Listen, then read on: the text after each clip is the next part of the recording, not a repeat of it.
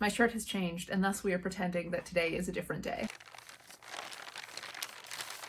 Hello beautiful people, my name is Vendi and today I'm going to be showing you all of my unread books. The bulk of this video is going to be the shelf tour of my unread books shelf, which will be a little bit more of a familiar filming location if you are a veteran of my channel. But I have a couple of other unread books here and there around my house and I'm going to be showing you guys those as well. But before I get into it, I'm going to be giving you some of my TBR goals for this year and sort of in perpetuity. One of my big goals for basically my entire life is getting my TBR stack down to 0 books. This, of course, being my owned TBR stack because my books that I want to read list is a million miles long and I don't think I can ever get that number down to 0. I want to give myself about 2 years to get my TBR down to 0, which feels like a looser and more achievable deadline than saying, oh, this is the year that I'm going to be able to do it, because as you'll see, there's a lot of books on this list. But 2 years is still like a soon enough deadline that I feel like it's going to motivate me to actually be picking up and getting through my books relatively quickly. In service of this, I am really prioritizing reading off of my physical TBR.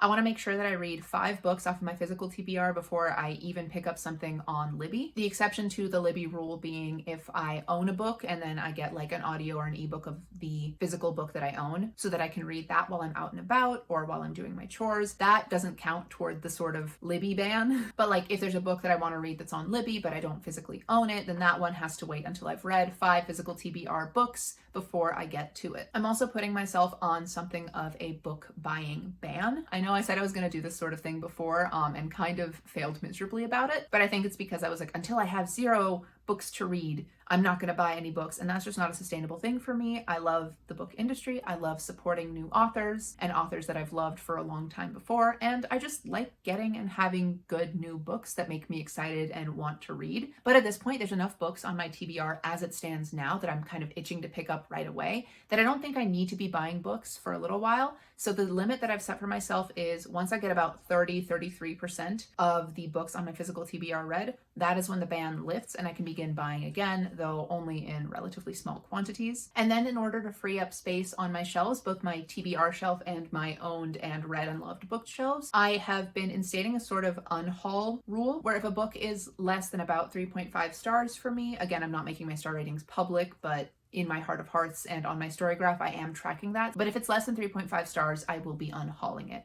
And I'm saying 3.5 because there are some books that are in that sort of 3.5 to 4-ish range that, while they might not be the absolute best, highest rated books for me, are still ones that I enjoy enough to like reread a lot. And if a book is something that has reread value for me, it's something I want to keep on my shelves. And as far as DNFs go, if I DNF a book, it can count as one of the 5 books that I need to read off of my TBR to sort of earn a book read on Libby. And I'm going to be allowing DNFs to count for the 33% of the TBR rule that I have for reinstating or uninstating my book buying ban. All right, that is all of the sort of TBR goals / admin out of the way. And now, because I have simply so many books to show you, I think it's best if we just get started. The first books that I have to show you are what I call my nightstand books. They are the books that I am currently reading and just have next to my bed all the time, just so that they're easy to pick up every night before I go to sleep. I'm not going to be taking you to my bedroom. That is a thing I'm happy keeping off of the internet. So I've just brought them here and I will be showing them to you now. Queen of Air and Darkness by Cassandra Clare, the 3rd book in the Dark Artifices trilogy. Harrow the Ninth by Tamsin Weir, the 2nd book in the Locked Tomb series. And Fool's Errand by Robin Hobb. This is book 1 in the Tawny Man trilogy within Robin Hobb's Realm of the Elderlings series. For the most part, my shelves in this room where I'm filming now are books that I have already read, but there are a couple things on these shelves that are unread too, so I'll be showing them to you real quick before I head over to my main unread books shelf. Here we have the Diviner series, including The Diviners, Layer of Dreams, Before the Devil Breaks You, and The King of Crows, all by Libba Bray.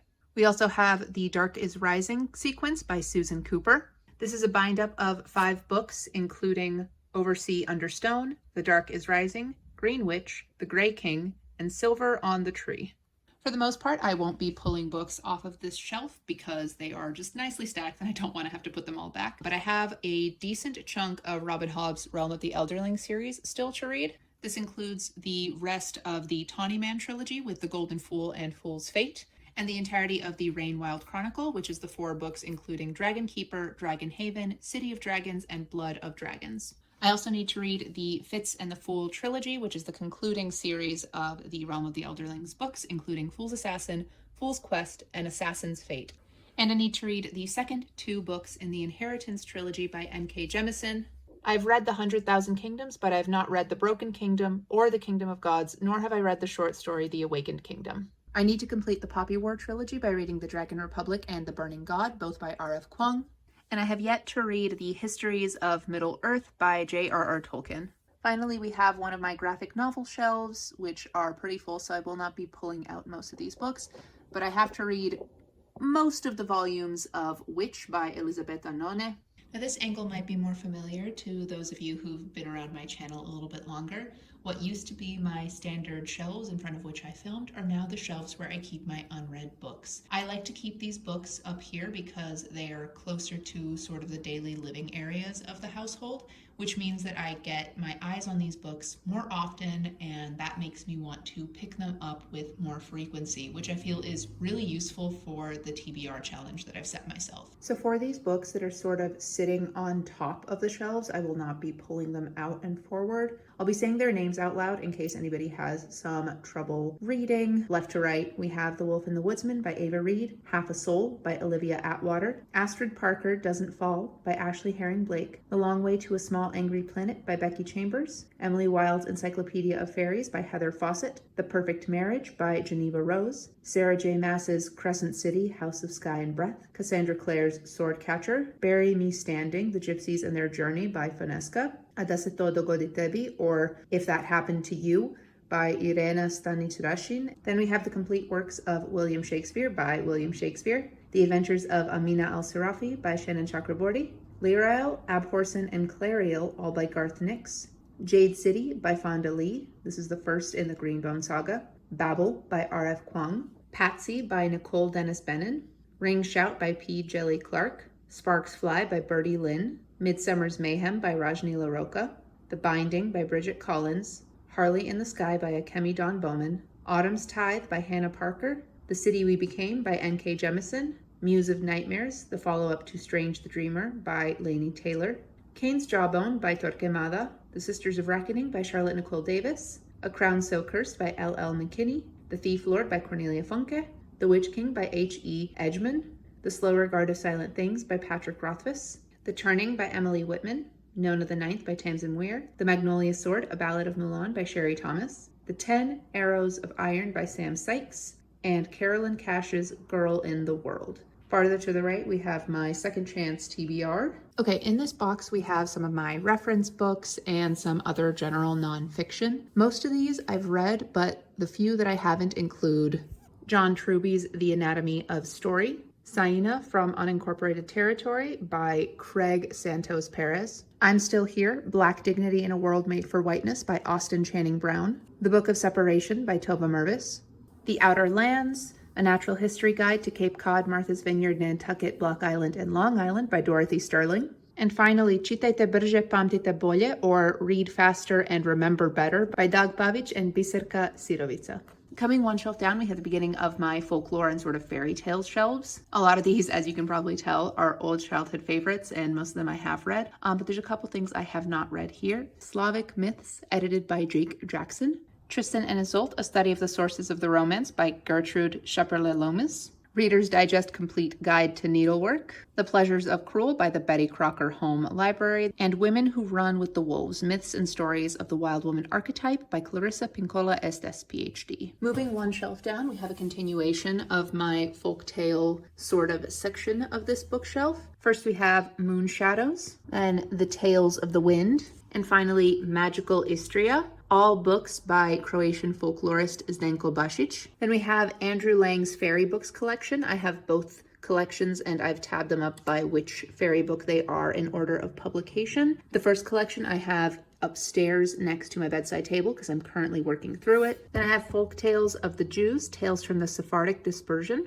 Volume 2, Tales from Eastern Europe, and Volume 3, Tales from Arab Lands, all by Dan Ben Amos. Meeting the Other Crowd, The Fairy Stories of Hidden Ireland by Eddie Lenihan and Carolyn Eve Green. I've read some of these and they are pretty great. Angela Carter's Book of Fairy Tales, collected of course by Angela Carter. This is another one that I'm slowly working my way through. Beauty and the Beast, the original version of the story by Madame de Villeneuve, and the Penguin Classics bind-up of Nutcracker and the Mouse King and The Tale of the Nutcracker by E.T.A. Hoffman and Alexander Dumas, respectively. Because this angle is simply the worst to film at, I'm going to just show you the bottom row first and then go back to my higher up shelves later. Here we have a selection of some of the fantasy books that I need to get to, including Forest of a Thousand Lanterns by Julie C. Dow, All of Us Villains and All of Our Demise by Amanda Foody and Christine Lynn Herman, The Ocean at the End of the Lane by Neil Gaiman, Strange Grace by Tessa Gratton, The Shadow of the Gods by John Gwynne, Legendborn and its sequel Bloodmarked by Tracy Dion,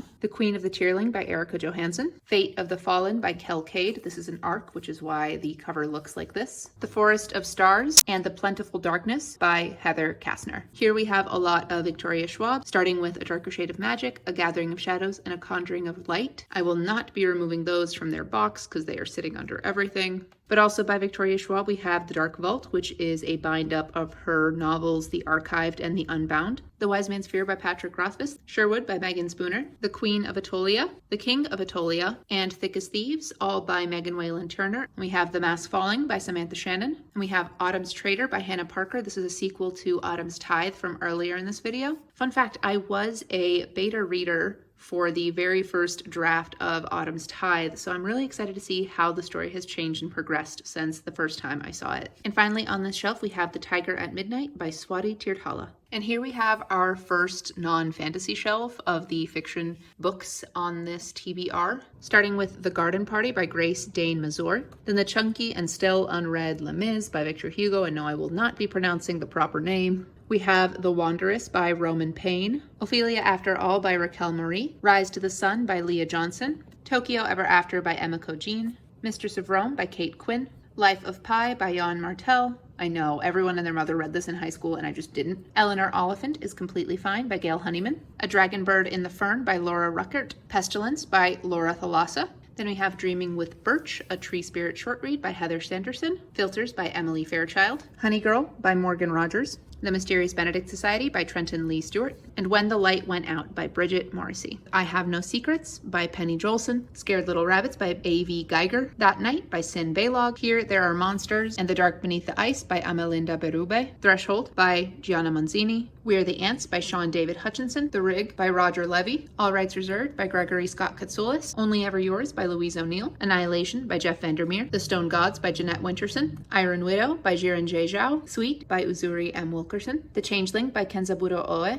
and Lake Such by Lyndall Clipstone. And here in the sort of middle section, we have a lot of the fantasy that is still on my TBR list. The Inheritance of Orquídea Divina by Saraya Cordova, The Shadowhunters Codex by Cassandra Clare and Joshua Lewis, The Naming, The Riddle, and The Crow, all by Alison Croghan, Jonathan Strange and Mr. Norrell by Susanna Clark, The City of Brass by S.A. Chakraborty, Chain of Gold, Chain of Iron, and Chain of Thorns, all by Cassandra Clare, The Ivory Key by Akshaya Raman, The Sisters of the Winter Wood by Rena Rossner, Black Leviathan by Bernd Herplis, She Who Became the Sun and He Who Drowned the World by Shelley Parker Chan, Little Thieves by Margaret Owen, Beasts Made of Night by Tochi Onyebuchi, The Wandering Unicorn by Manuel Muitza-Lanez, Gods of Jade and Shadow by Sylvia Moreno Garcia, and The Beautiful Ones, also by Sylvia Moreno Garcia, Torn by Rowena Miller, The Starless Sea by Erin Morgenstern, Gilded and Cursed, both by Marissa Meyer. Continuing on with yet more fantasy shelves, we have The Girl in the Tower and The Winter of the Witch, both by Catherine Arden, City of Strife by Claudie Arsenault, The Light in the Lake by Sarah R. Bowman, Senlin Ascends by Josiah Bancroft, Girls Made of Snow and Glass by Melissa Bouchard-Doost, Julie Berry's The Lovely War, King of Scars, and Hell Bent, both by Leigh Bardugo, Not Good for Maidens by Tori Bovalino, Winter Keep and Sea Sparrow, both by Kristen Kishore, and Star World by Audrey Coulhurst and Paula Garner. Here we have The Mother of Learning, Volume 1 by Domagoj Kurmai, Fury Born by Claire Legrand, Foxheart, also by Claire Legrand, Crescent City, House of Earth and Blood by Sarah J. Maas, and A Day of Fallen Night by Samantha Shannon. Next we have The Wanderground by Sally Miller Gearhart, The Black Swan by Mercedes Lackey, A Magic Steeped in Poison by Judy I. Lynn, The Lies of Locke Lamora, Red Seas Under Red Skies, and The Republic of Thieves, all by Scott Lynch, and Wild Beauty by Anna Marie McLemore. And here we have the final shelf with a little bit of this, a little bit of that, mainly sci-fi and fantasy as per usual. We have Spark by Aurelius Nova, Dune by Frank Herbert, which it looks like I've already begun. I have to start that one over. I don't remember much of what I've read so far. Protostar by Braxton A. Cosby. Three Axes to Fall by Sam Sykes. The Guinevere Deception by Kristen White. Mr. Impossible and Grey Warren, books 2 and 3 of the Dreamer trilogy. The Sunbearer Trials by Aidan Thomas. Hell Followed With Us by Andrew Joseph White. Wake of Vultures by Lila Bowen. Record of a Spaceborne Few. A Closed and Common Orbit. And The Galaxy and the Ground Within, all by Becky Chambers.